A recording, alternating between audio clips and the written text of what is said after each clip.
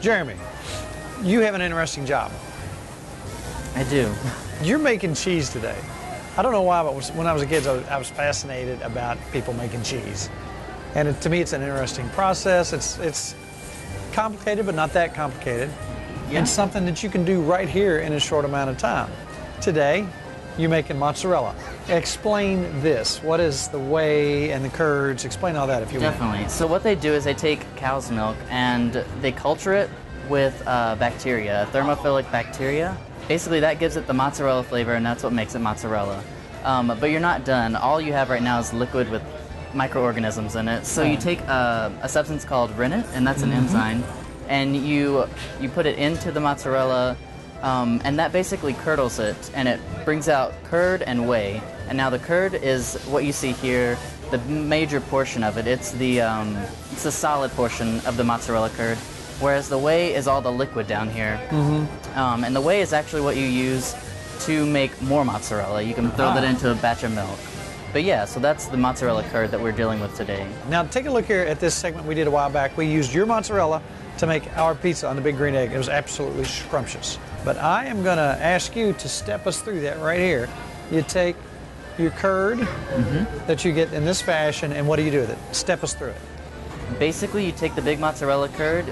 You get a reasonable amount. We take about 10 pounds, and then we cube that up into about half-inch cubes.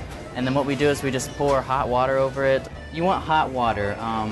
You don't want it to be boiling, but you also don't want it to be too cool. So about 165 to 185 degrees is perfect, just to melt it down, just to get it pliable enough to make it into mozzarella shapes.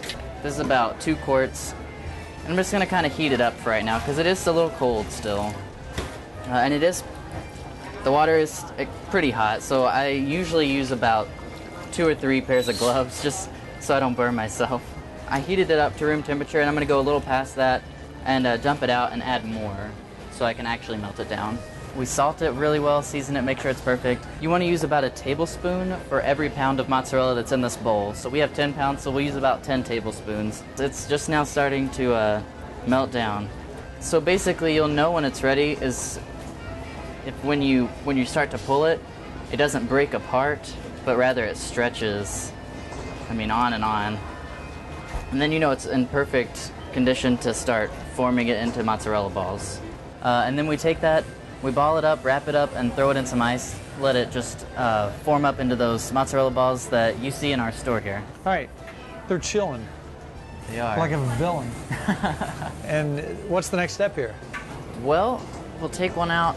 You kind of just feel they're firm enough to hold their shape in the case there, so we just dry them off. Put a sticker on them. Make them ours, and then weigh them up. Yeah. I want to thank you very much for taking time out for us today, making us some cheese. Yeah. Thank you, Jeremy.